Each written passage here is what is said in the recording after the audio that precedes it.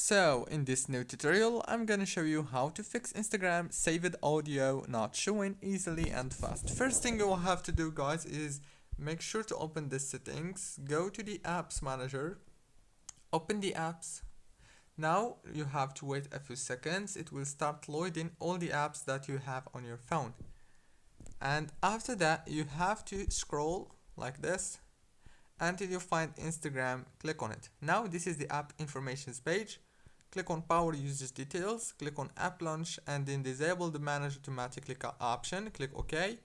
Go back, click on force stop to stop running the app, and after that you have to turn off your phone and turn it on again, and then reopen Instagram and the problem must be solved. And if it's not, then make sure that you have the latest version of Instagram. If you don't have it, make sure to update it in the Play Store or App Store if you have iOS. Don't forget to like, subscribe. Thank you for watching.